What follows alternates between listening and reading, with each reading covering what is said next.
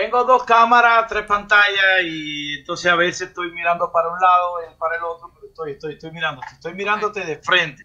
Okay, wonderful. Okay, No, bueno, ya. Vamos Ya. a...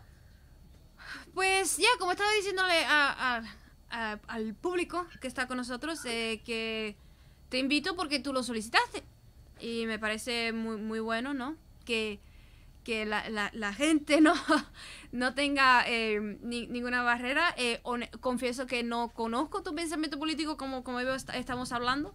Entiendo que saliste de Cuba en el 95. A mí mi familia me trajo 96, en el 96.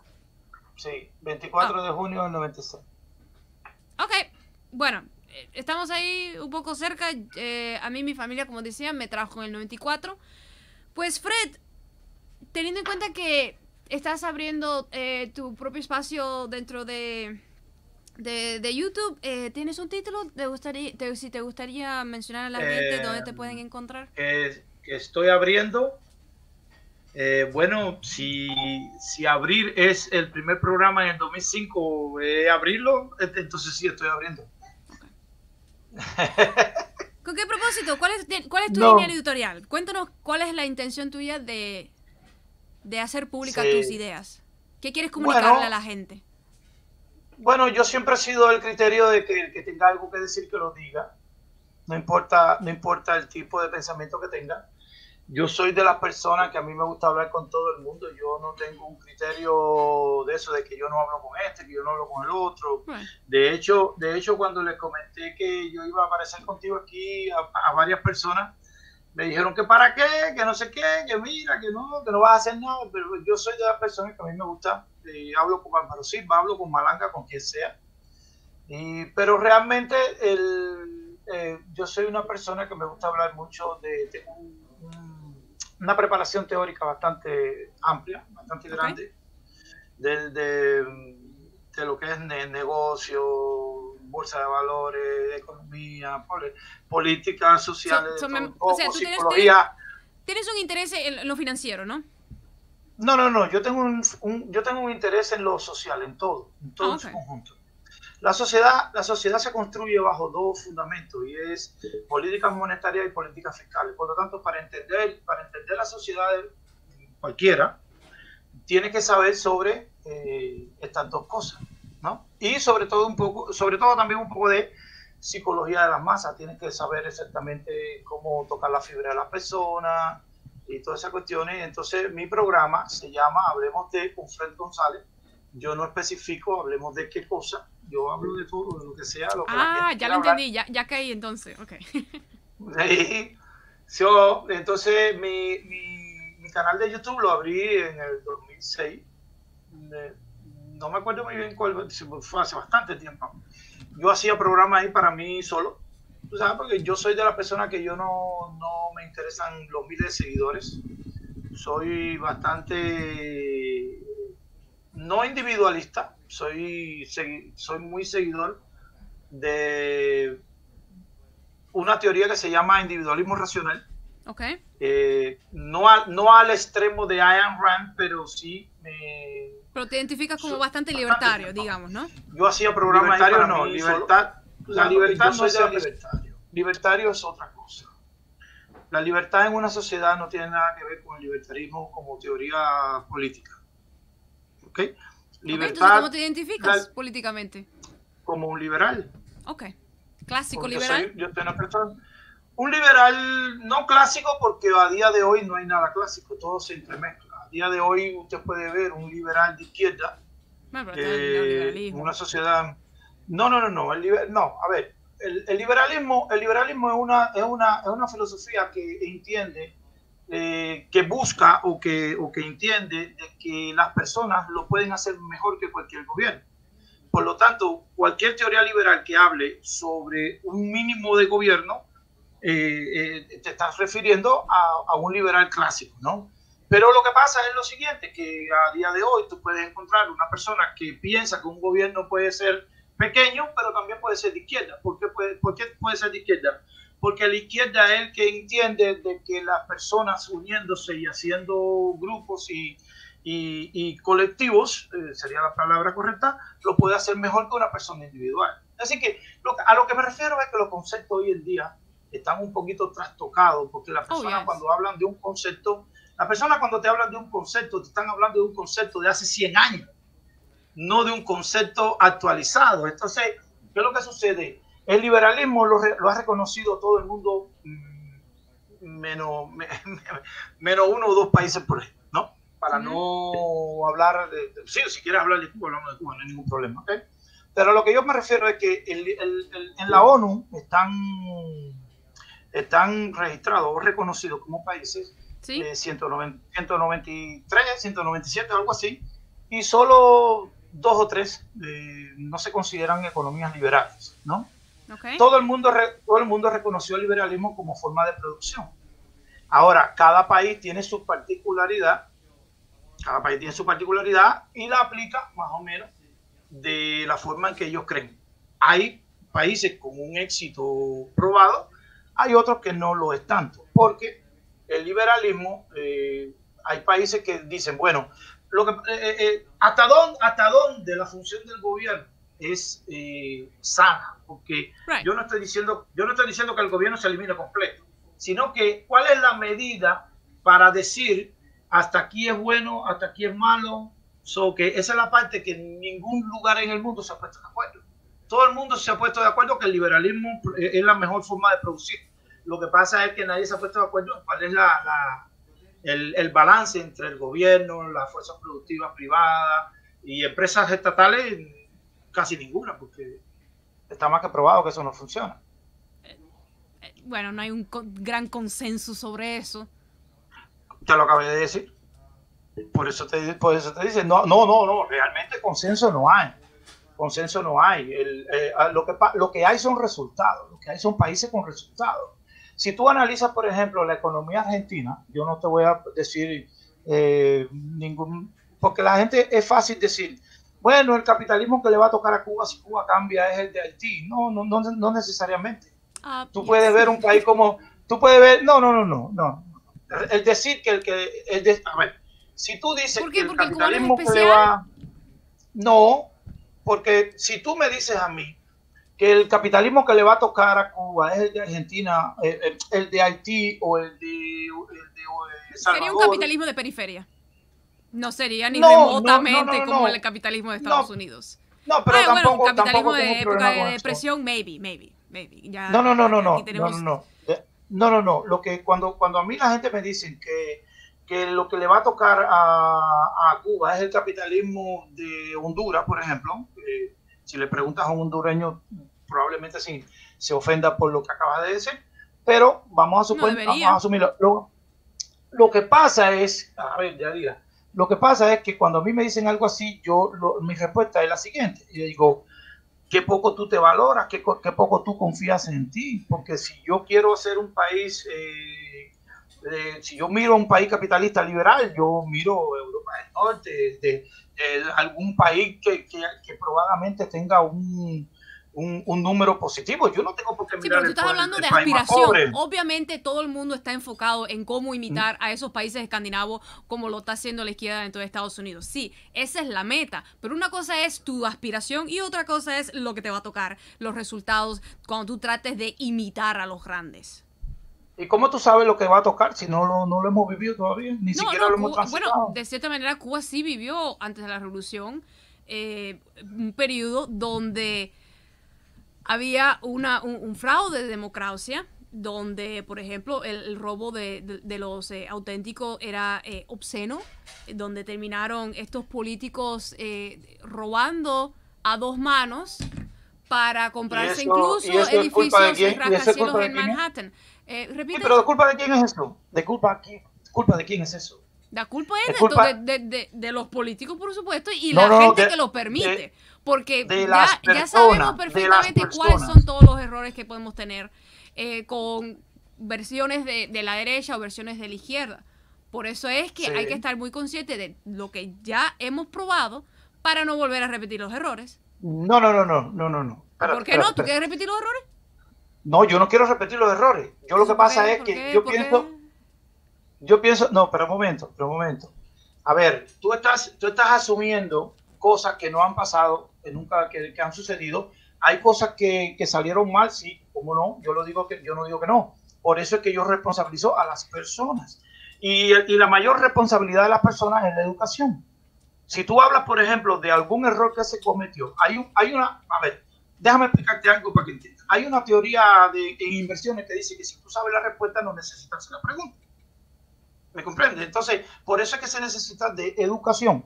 Si tú sabes cómo se maneja, por ejemplo, las políticas económicas, la política financiera, el Banco Central, la expansión monetaria, las diferentes curvas de rendimiento y cosas así, no se supone que tú caigas en esos problemas. Se caen esos problemas, por ejemplo, cuando tú ves a un político que quiere ser buena gente con todo el mundo y quiere, no te preocupes, no trabajes, que yo te voy a mantener. Y eso, ahí es donde se caen los problemas. No, ese es el menos de los problemas. Ese es un problema mediocre. Ya quisieran muchos pueblos tener ese es el problema. Los problemas son muchos. ¿Cuál? El que el gobierno venga y te diga y te dé una palmadita en el hombro y te diga no trabajes que yo te voy a mantener. ¿Tú crees que es serio el problema es cuando tú pierdes el control de ya el total la soberanía de tu país. Tú estás hablando de ya cuestiones de ya cuando las cuentas no dan, cuando la producción interna se disminuye y ya es costoso mantener algo como la libreta. Pero yo creo que una nación enfrenta a problemas más serios que no sencillamente de que hay un sector de la población que le cuesta trabajo trabajar.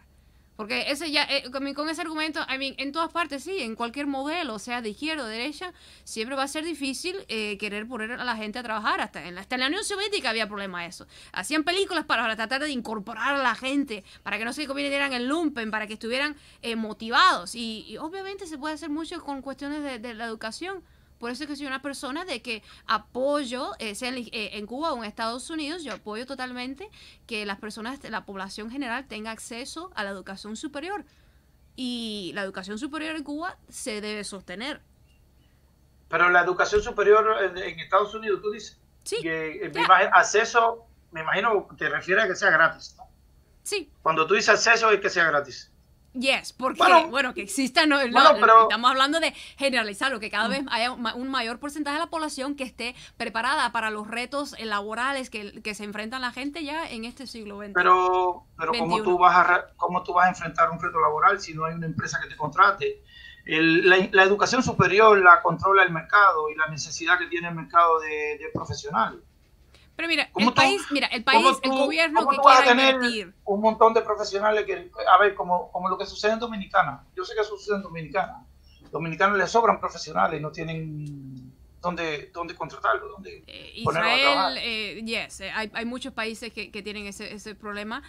Pero cuando tú analizas el mercado laboral internacional, tú necesitas darle como país, tú necesitas invertir en tu fuerza productiva, tú necesitas darles a ellos herramientas que le den un chance a poder competir con los trabajadores de otros países, donde en esos países sí se le está permitiendo. Porque en Estados Unidos sabemos que cada vez que pasan los años en Estados Unidos, las personas tienen una educación más inferior.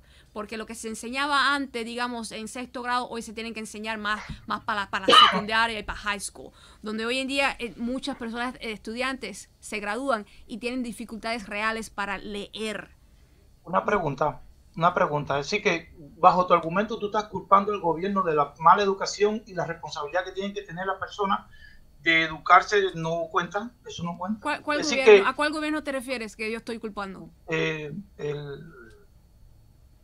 Me hablaste del sistema educativo americano, ¿no? Claro, sí. El gobierno norteamericano. Me acabaste de decir porque la educación en Estados Unidos cada día es más mala. Porque la que está bajando los presupuestos, hay serios problemas en cómo se están administrando las escuelas, donde están cada vez amontonan más niños en las aulas. La maestra en un año escolar no se recuerdan ni los nombres de los niños, eso. Y lógico, yo me eduqué yo soy homeschool, yo nunca voy a subestimar el efecto real de qué es lo que puede ser una educación personificada o autodidacta cuando tú te enfocas en algo en el cual tú quieres especializarte. Y bueno, sin contar que una buena economía no necesita exclusivamente de trabajos universitarios. tampoco un ejército de, Claro, de profesionales, porque ¿no? Queriendo vivir del cuento, ¿no? Ahí yo están iba, yo los iba a llegar oficios. allá, yo iba a llegar allá, porque aquí en Estados Unidos es lo más fácil del mundo coger un préstamo e ir a estudiar cualquier especialidad que tenga que ver con la medicina, llegar a ser RN, alguna cosa de esa. Es bastante fácil. No es tan fácil como lo pintas, es posible, yo diría. Y naturalmente viene a un precio terrible donde la propia acusadora de Joe Biden, una señora ya de cierta edad, dice que hoy en día, ella todavía casualmente, aparte de las acusaciones que tiene sobre Joe Biden, dice que también ella está todavía pagando deudas estudiantiles que contrajo en los años 90. O sea, es algo que afecta a todo el mundo. Las deudas estudiantiles son un impedimento, es un shackle, una cadena real al trabajador, porque tú no puedes comparar eso a empezar tus años más productivos de la juventud libre de deuda. Sí, pero esa deuda, ¿qué por ciento es de...? A ver, Yadira, si tú trabajas en un McDonald's flipping burgers y ganas a 7.25, comparado con un salario de un RN que tú sales de la universidad, te gradúas y tienes un buen trabajo que ganas, qué sé yo, no sé cuánto gana un RN, te voy a poner un ejemplo, $50,000, el 5% de tu salario se lo dedica a pagar deuda. Tú dices un registered nurse. Bueno, yo no sé cuánto gana, yo te estoy poniendo un ejemplo. Las enfermeras no ganan tanto como deberían. De hecho, muchas enfermeras terminan trabajando más que los doctores mismos. Y lo digo porque yo he ayudado con los sindicatos de las enfermeras que tienen serios problemas. Y más ahora, en época de coronavirus, donde las están explotando. Sí, pero yo no estoy hablando de la profesión en sí, estoy hablando de números. Estoy hablando de que cuando tú te gradúas de registered nurse y tienes un trabajo acorde, porque me imagino que todas las registered nurse no ganan lo mismo. Si trabajas en un lugar, trabajas en el otro lugar. El problema está en que tú tienes un buen trabajo, un trabajo que se puede considerar bastante estable, y le dedicas el 5% de tu salario a pagar tu deuda estudiantil. ¿Okay? Bueno, ¿Cuál es la comparación? ¿Cuál es la comparación? No tienes un problema con el alquiler. Múdate de ciudad. Si tienes un problema con el alquiler, yo estoy seguro que registered nurse se necesita en cualquier parte de Estados Unidos donde la renta no sea tan cara ni donde tú puedas comprar una casa que te salga por menos de $200,000. Eso no tiene ningún problema. Bueno, el punto está, claro que te lo digo. No, porque eso es totalmente ignorar el hecho. Eso es totalmente ignorar el hecho de que pagarte tu techo cada vez está más difícil para las personas. Porque, por ejemplo, aquí en Miami-Dade, el gran volumen del salario de las personas se está yendo solamente para el alquiler. Por eso es que hay tantas personas queriendo vivir con su pareja o con su familia o con roommates. Porque ya... pero Miami-Dade no es Estados Unidos. No, of course. Miami-Dade es un condado. Miami-Dade es un mercado más de todo Estados Unidos, pero, que sí es un mercado caro, que es un mercado que todo lo que tú dices es correcto. Lo que yo te estoy diciendo es que yo estoy seguro que... Todas las ciudades en Estados Unidos sí tienen ese problema. Porque es que... No, todas no. Todos los grandes centros urbanos sí están teniendo problemas con los alquileres porque mi generación, los millennials, están muy interesados en no tener que hacer el commute, pasarse como 3 horas para llegar a tu trabajo. Entonces quieren vivir mayoritariamente en las ciudades y entonces cuando tú tienes tantas personas jóvenes que quieren vivir en el centro de la ciudad, los suburbios bajan de precio, por eso hay tantas casas de McMansions abandonadas que nadie ya pero eso se llama oferta y demanda. Si hay un lugar donde hay más demanda que oferta, el precio va a subir, lógicamente. Eso es una ley de mercado. Eso es inevitable. Donde yo vivo en Davenport, Florida. ¿Dónde es eso? Davenport. Okay. Davenport, estoy a 15 minutos de Disney. ¿No? Y yo compré mi propiedad, un acre de tierra con una casa muy bonita, muy cómoda, por $150,000. Y yo nada más que pago $1,100 de mortgage. Todos mis gastos son completos. $1,600. Yo me puedo retirar mañana.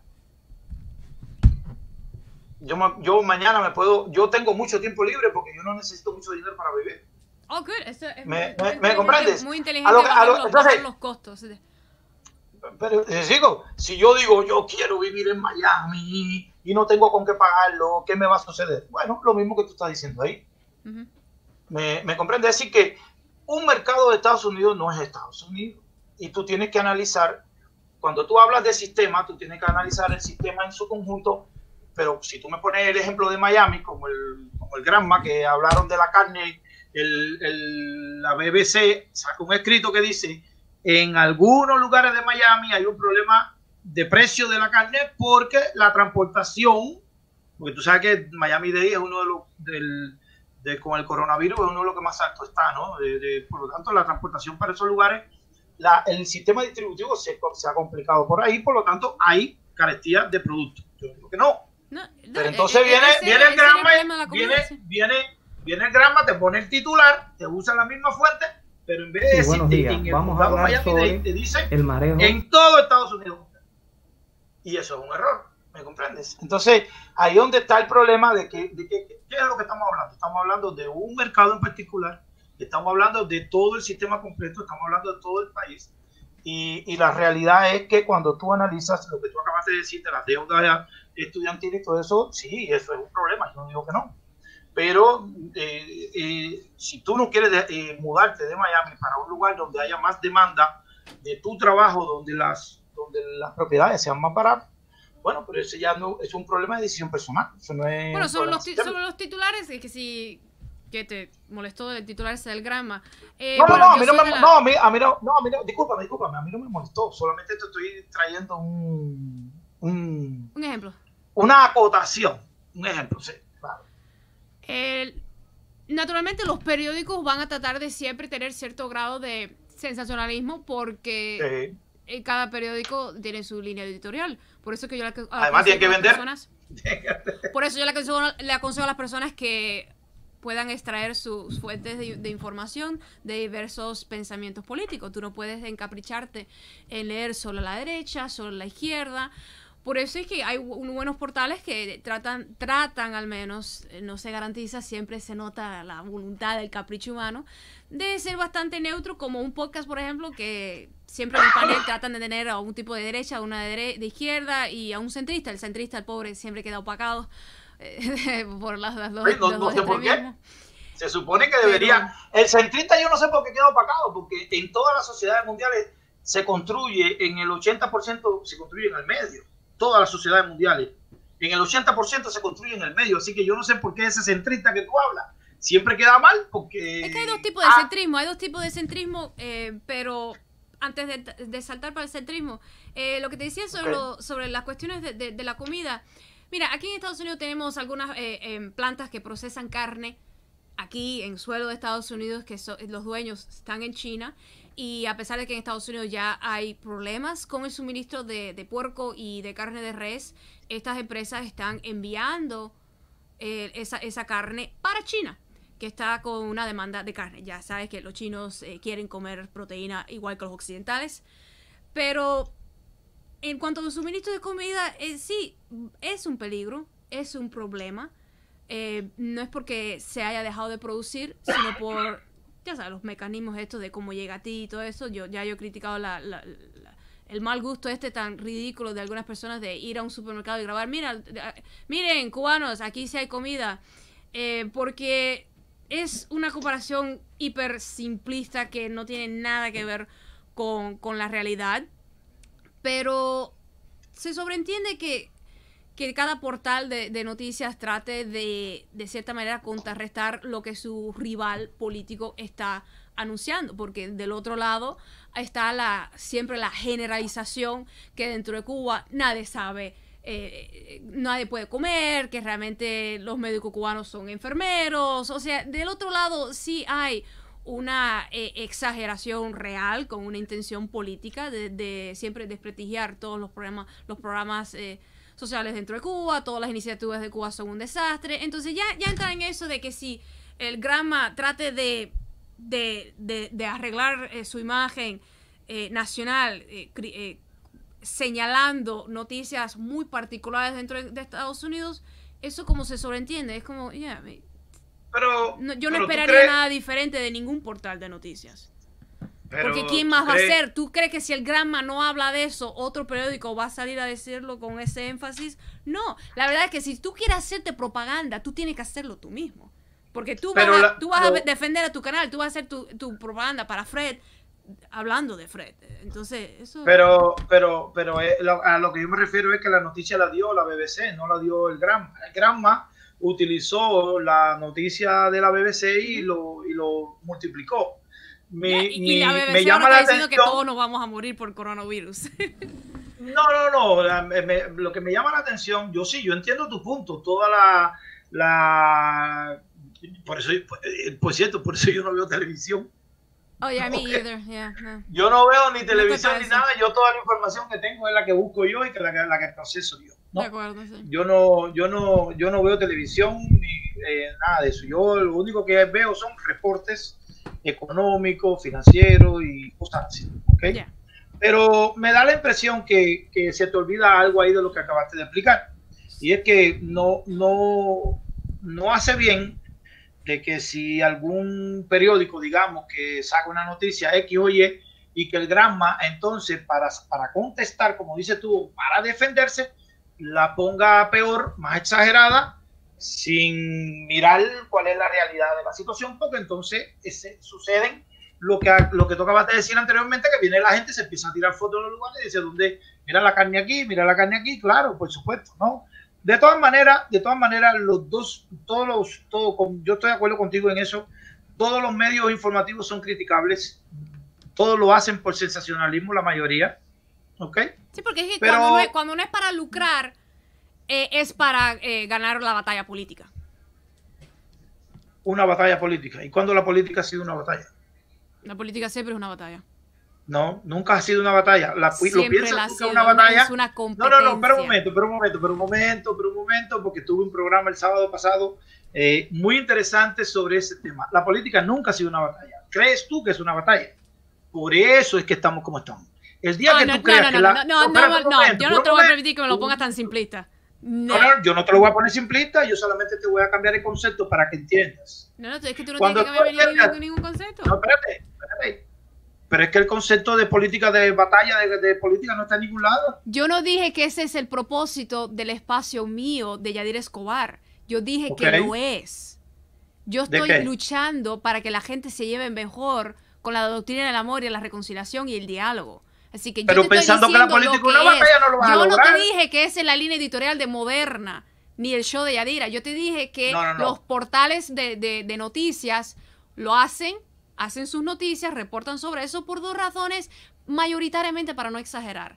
O por lucro económico, o por, tú sabes, ya quieren ganar dinero para poder pagarles a sus periodistas. Pero te pregunté. O por ganar la batalla política. No.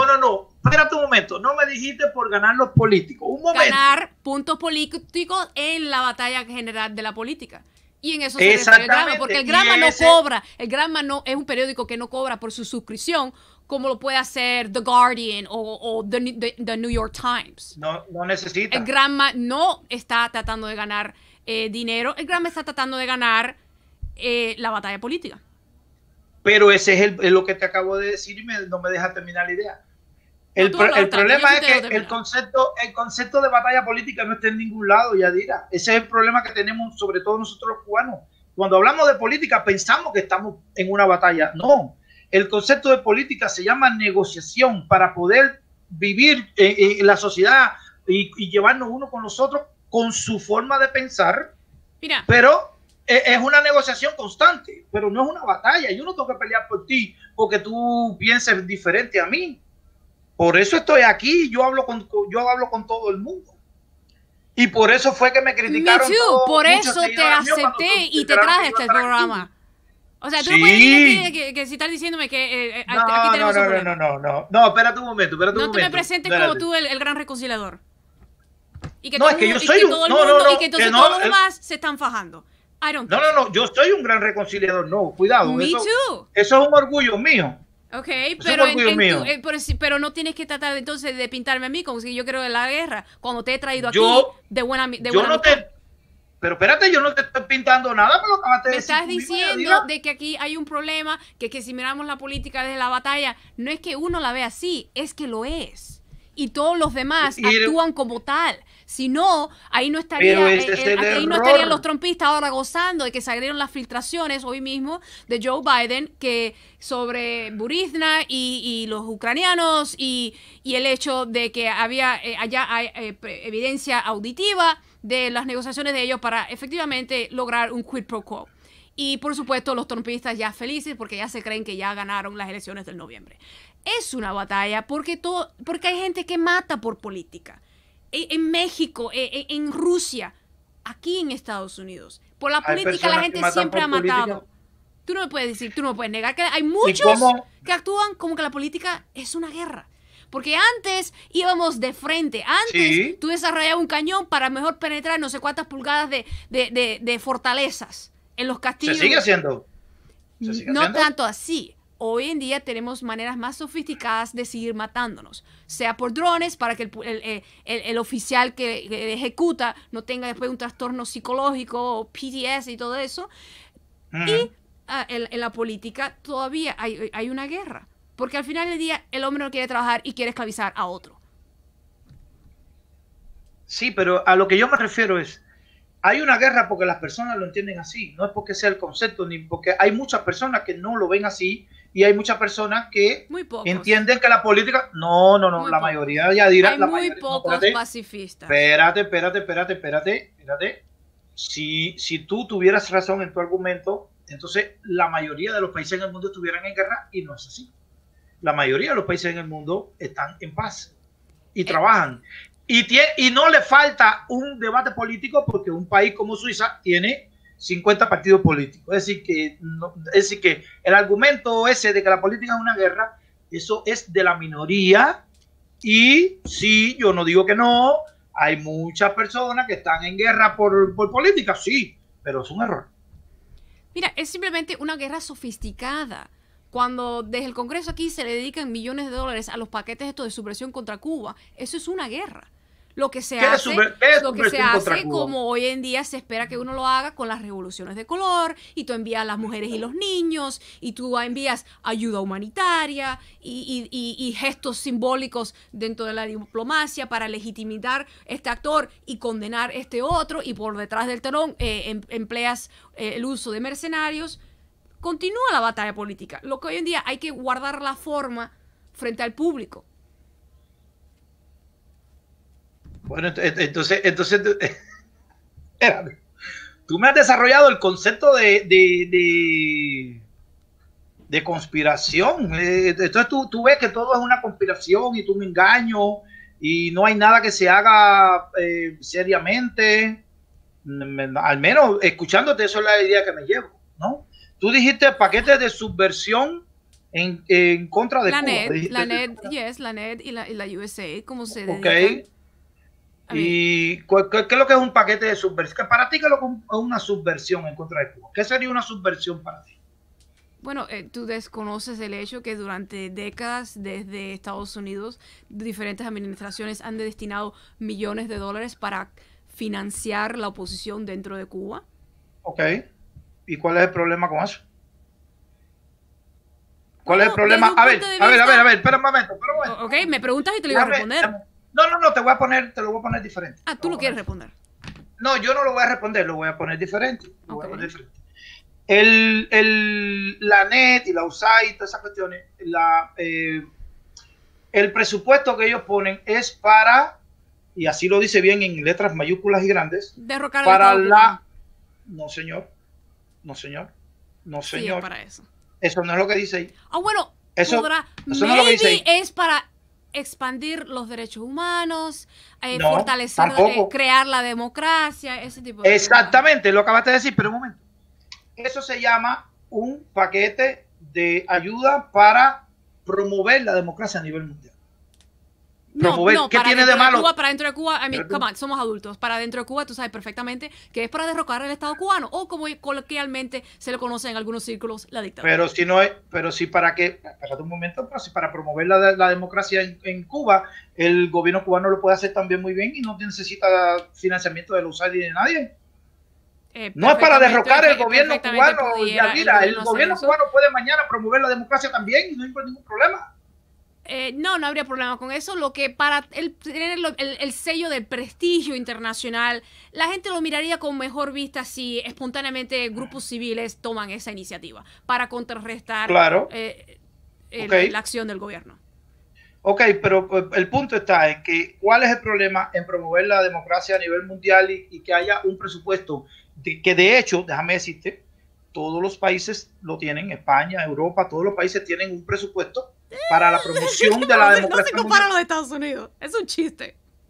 Pero es que el presupuesto de Estados Unidos también es el presupuesto de Estados Unidos es muy grande con relación a lo que hacen cualquier basurita que pueda hacer cualquier otro país. Y de hecho, por eso tú ves que está la demanda nacionalista de Estados Unidos de que, caballero, la OTAN, ¿por qué ustedes no se ponen a, ¿sabes? Un poco de contribuir. Sí, que aporten más. Sí, pero el presupuesto de la USAID, oye, el presupuesto de la USAID comparado con el Producto Interno Bruto de Estados Unidos es más chiquitito. Yes, el presupuesto ¿y cómo es dentro de Cuba? Mucho dinero. Dentro de Cuba, ¿cuánto dinero tú crees que llega a Cuba? De todo lo que puede. A ver, no, de los sabemos 20 que el gran porcentaje se queda en Miami, eso lo sabemos. Bueno, no solo en Miami.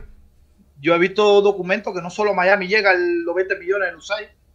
Llega a México, llega a grupos que están en Panamá y un montón de lugares. Pero no Cuba no llega a Cuba, donde se sobreentiende que llegue. Entonces tu fundamento de que ese dinero se usa para la subversión dentro de Cuba es raro. El punto que te estoy diciendo. Porque es que con muy poco dinero tú puedes comprar algunos seguidores dentro de Cuba, que es lo que ha hecho recientemente la organización esta de las Damas de Blanco, y que por eso tú ves que hasta incluso internamente ellas se fajan por esos 20 pesos, porque naturalmente para algunas personas empobrecidas dentro de Cuba sí significa un gran cambio de vida. Por eso es que Berta Soler se pudo comprar una casa nueva cuando ella se hizo la jefa de las Damas de Blanco. Pero eso es un problema de Berta Soler, no es un problema de las Damas de Blanco. Cuando me hablas de Damas de Blanco estás generalizando y metiendo a todo el mundo ahí.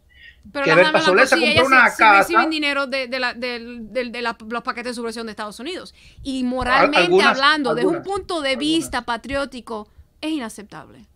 Porque durante muchos años los cubanos no hicieron los militantes del partido en Cuba no reciben salario, no están ahí porque para trabajar o ellos también son mercenarios.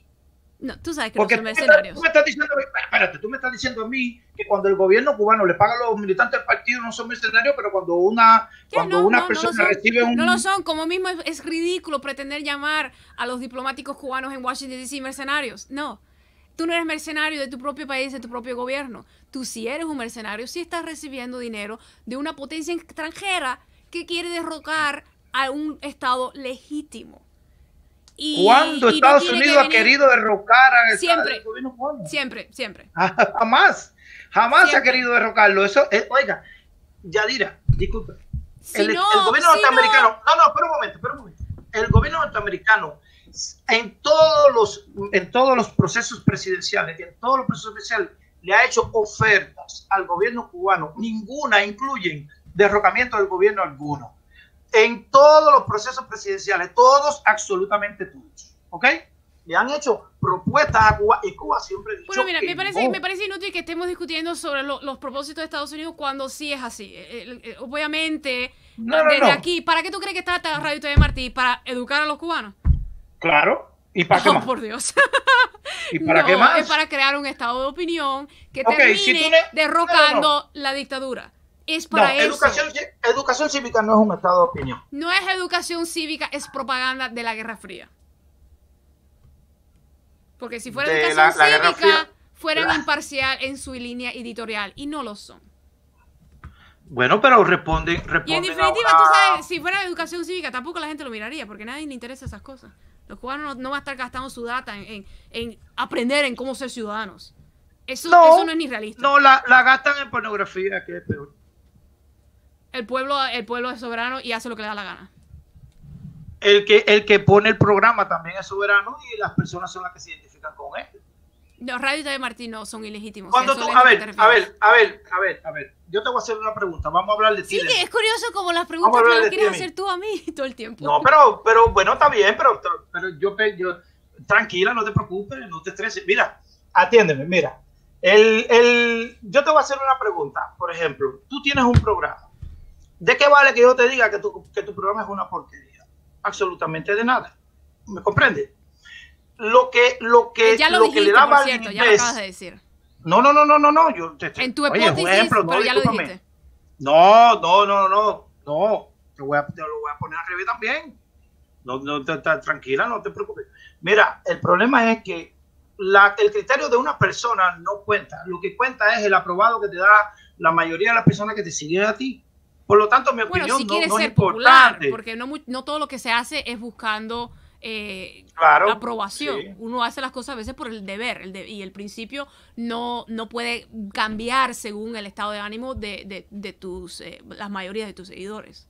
No, el principio cambia con educación. La mayoría de la gente que yo veo con criterios por ahí es porque no dominan los temas. Así que, pero al no dominar los temas, pero sí se siente con el derecho de opinar. Y eso es mortal. Eso es lo que ya ha llevado a la comunidad cubana a pelear a cada minuto.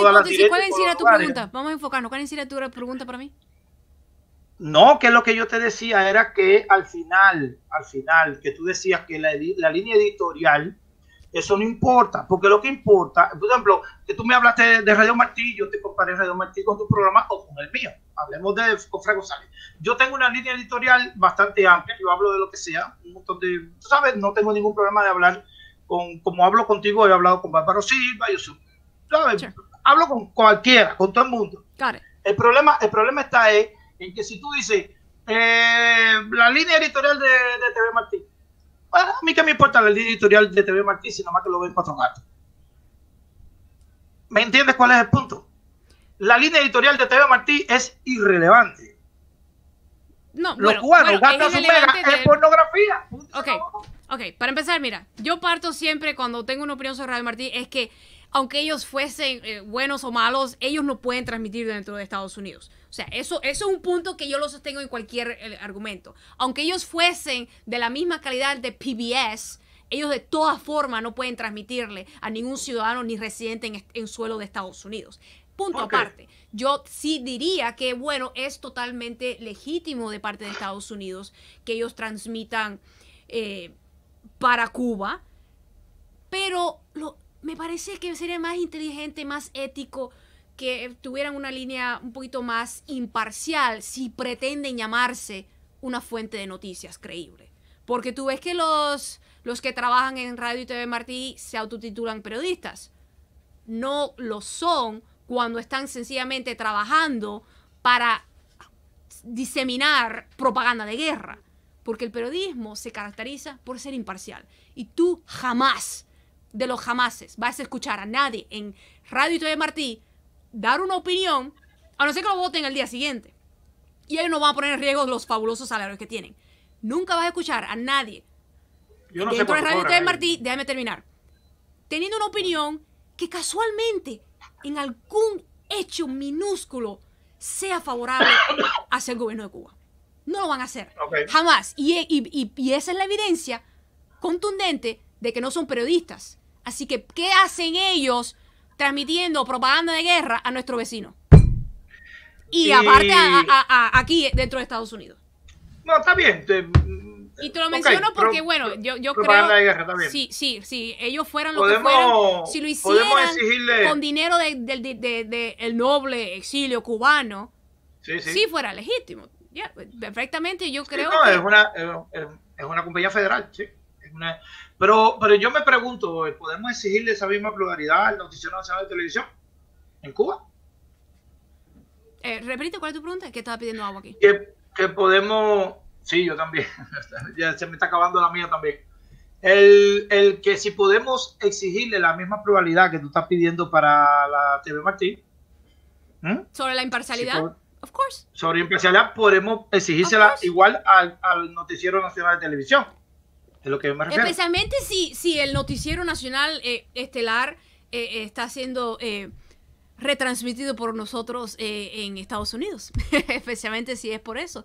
Sería fabuloso claro. que hicieran el esfuerzo, por supuesto, los periodistas.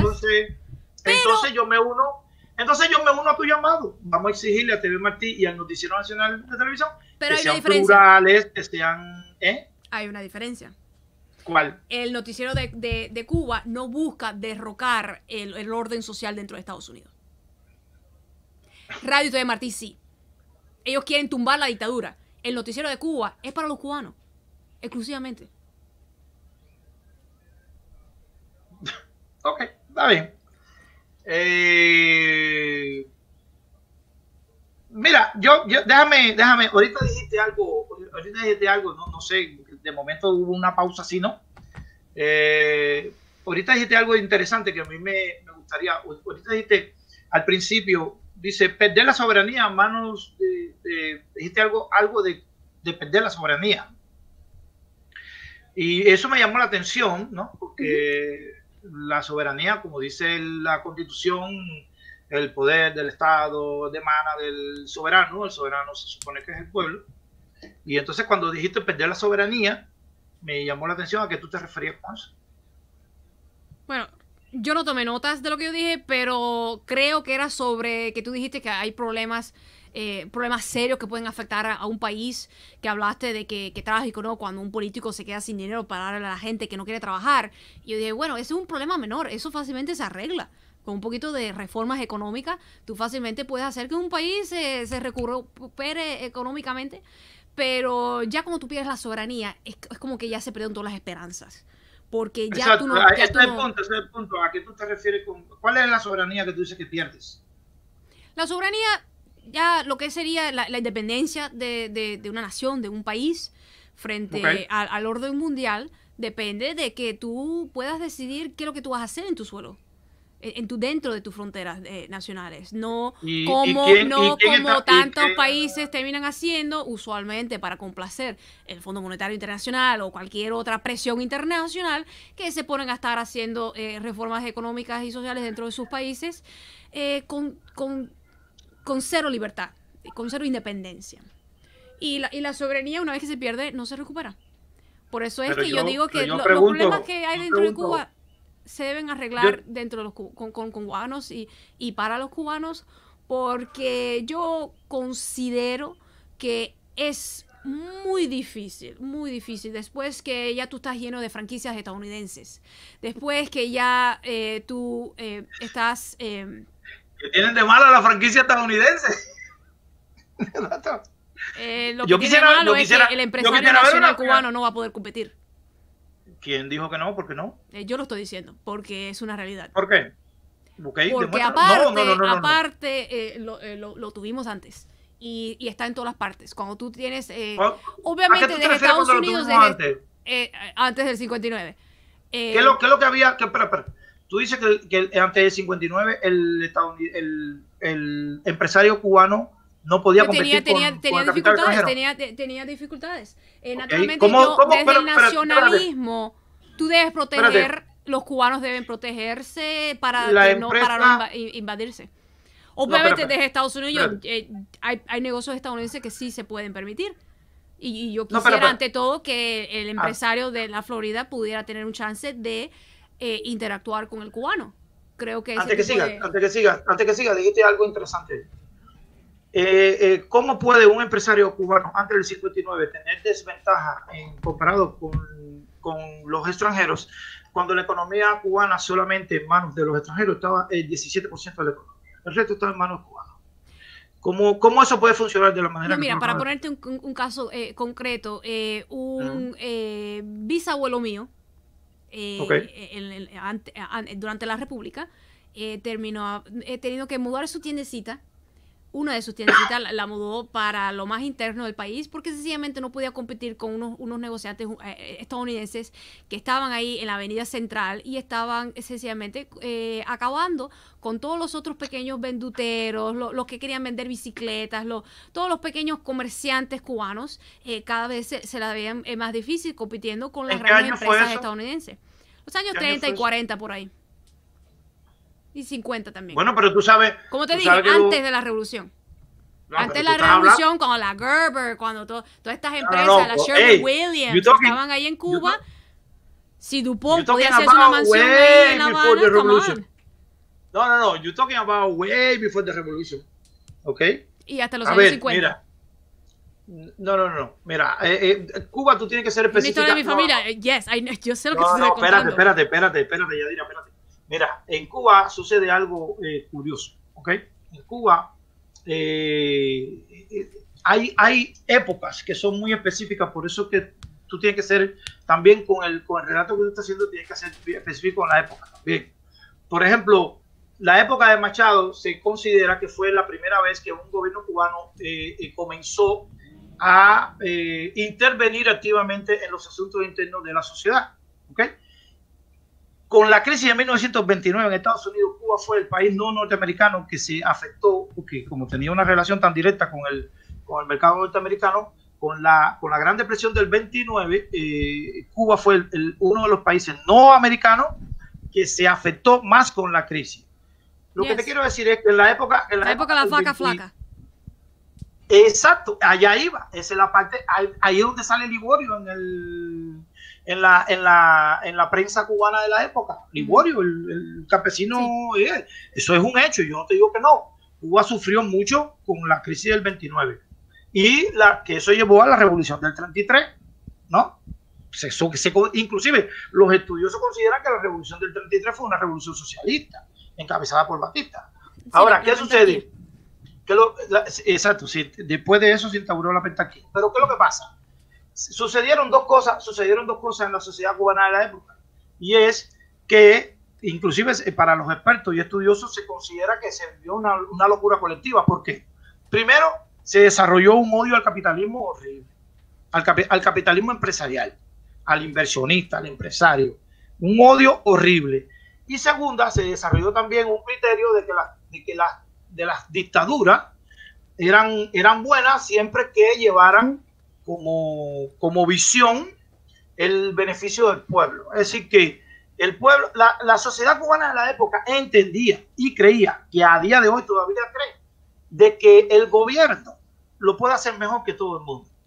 Y eso es un error. Eso es el error que siempre ha tenido Cuba. El gobierno, ningún gobierno del mundo ha demostrado que lo hace mejor que tú.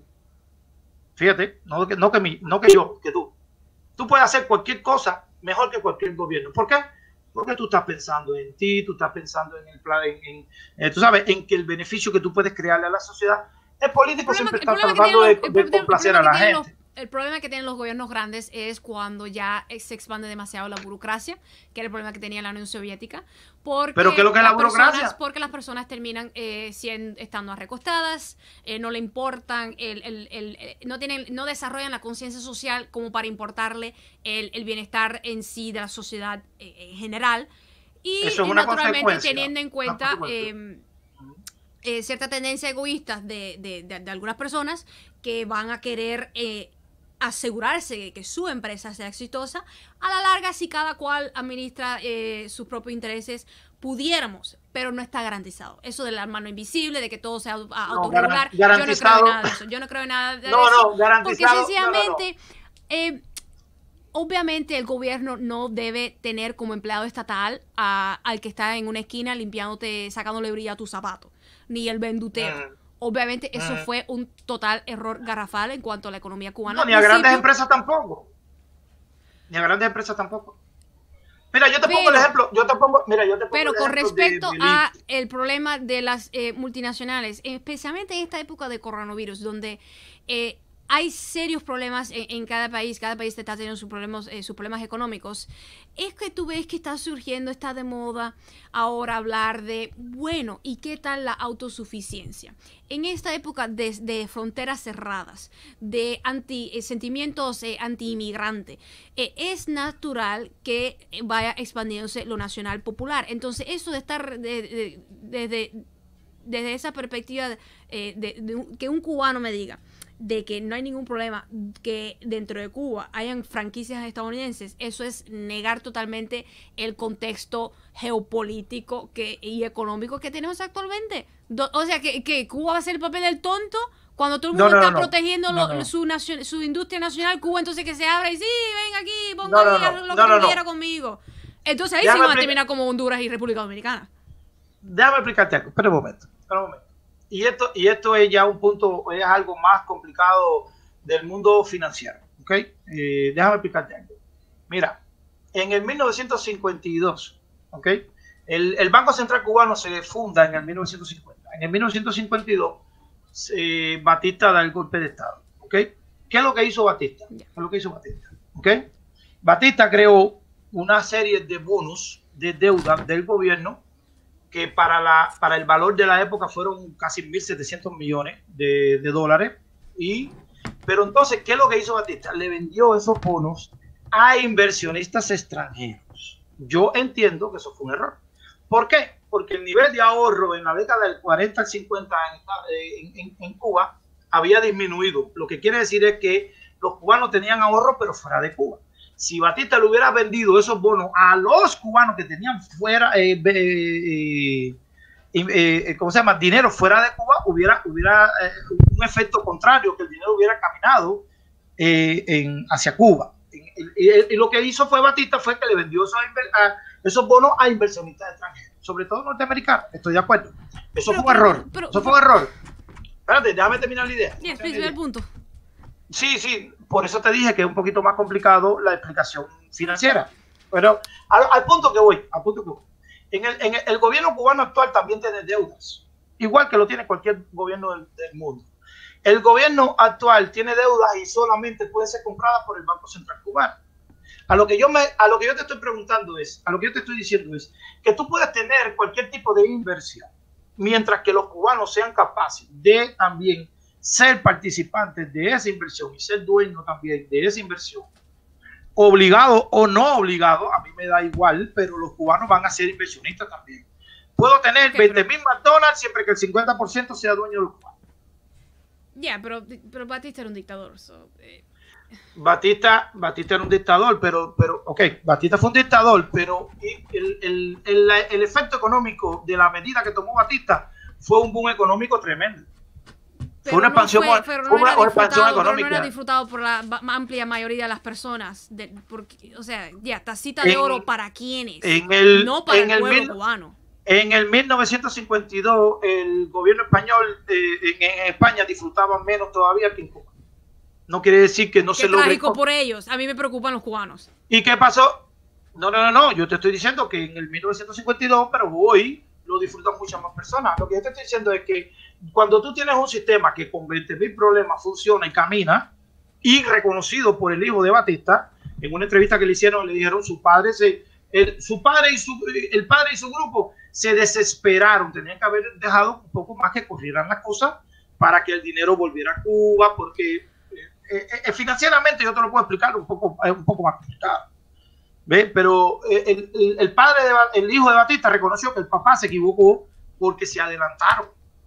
Tenían que haber esperado un poco más. Pero mira, concentrándonos pero entonces para ir finalizando, a mí maybe en otro momento Dale. podemos tomar una lección de historia. Porque ya nos vamos ya para la hora. Ya había pensado 20 minutos. Ya es imposible tener una conversación corta entre cubanos. Es que hablar conmigo y poner un tiempo, ¿qué va? Yo te tengo aquí 4 horas y tú no. Mis directas son de 4 horas. Ya. Sí. Ya, pues me alegro. Yo creo que supongo que me ha pasado. Lo más difícil es cuando tienes que arrancarle las palabras al entrevistado, así que es un poco más fácil. Pero bueno. Conmigo no. Conmigo no ha sido, ¿no? No, más bien tú me has querido entrevistar, ya, qué atrevimiento. Pues yo te digo, Fred, me parece que esto ha sido una conversación productiva. Espero que a la audiencia le haya gustado. Sí. Y bueno, sí, no. De nuevo, gracias por estar aquí. Gracias a ti. Yes, y de nada por invitarte. Yes. por aceptar, no, mira, déjame decirte algo con ese tema. Yo no tengo ningún problema. A ver, mira, déjame explicarte algo rapidito, porque ya que sé que te tienes que ir, inclusive tengo visita aquí que me están esperando. El problema está en lo siguiente, mira. Yo soy una persona que a mí me gusta hablar con cualquiera, pero me gusta hablar con cualquiera, pero no hablo con cualquiera. ¿Ok? yo hablo con las personas que yo entiendo de que se puede lograr algo, ¿no? Algo. Claro. Entonces, Claro. ¿qué es lo que pasa? El intercambio, claro. Yo me llevo bien con Bárbaro Silva. Yo no pienso en absolutamente nada, ya lo viste. Yo no pienso absolutamente nada, ni como Bárbaro Silva, ni como Oliver, ni como tú. Yo en nada, absolutamente nada, pero entiendo el valor que tiene la conversación, el debate, poner los puntos, la información, la educación. O sea, yo entiendo todo ese. Entonces, ayer Oliver me mandó porque yo te reconozco, yo no soy seguidor tuyo, jamás he visto un programa tuyo. Pero Oliver me mandó el link de tu programa, okay, y me pareció interesante las preguntas que le hiciste ayer a Oliver, ¿no? Entonces eso me llamó la atención. Le digo, bueno, pues mira, quizás no coincidimos en nada, pero podemos conversar. Es lo más importante. Lo importante es tener las líneas abiertas de diálogo y que no sea de una forma cínica, porque hay quien se habla, pero lo hace con una mala intención, corrosiva, de doble sentido, de choteo. Claro. Hay personas muy cínicas por ahí, de nuevo, que hablan, pero no se están comunicando realmente. Y entonces pervierten y ensucian las vías de comunicación que deben estar abiertas para poder desarrollar planes en común, pactar, negociar y realmente progresar en algo real, algo tangible, producir resultados reales que nos beneficien a las mayorías. Míreme, y me dijeron que tú quieres hablar del bloqueo. Mira, no hablas del bloqueo, medio lo tocaste un poquito, pero no. Me dijeron, el tema principal que a ella le gusta hablar es el bloqueo. Bueno, eso no es el tema principal de los programas. Eso te estoy diciendo lo que me dijeron a mí. Yo te digo, yo le dije a varias personas, bueno, voy a estar con Yadira. Okay. Yo te mandé el mensaje, ¿verdad? Mira, me gustaría conversar contigo y tú medio me invité yo mismo, ¿no? Entre los dos ahí, pero el problema está en que pues, yo cuando entiendo de que se puede lograr alguna cosa, aunque sea que la gente, al menos que la gente vea que se puede conversar sin matarse. Right. Pues, ¿no? Esa es la idea, ¿no, verdad? Yes. Pues bueno, una conversación entre cubanos. Creo que se debe repetir. Pues buenas noches, Fred. Cuando quieras, te puedes invitar a mi programa. Cuando quieras. ¿Ok? Okay. Está bien, bueno, Fred. Buenas noches. Un placer. Gracias. Igual. Buenas noches. Bye bye. Wow.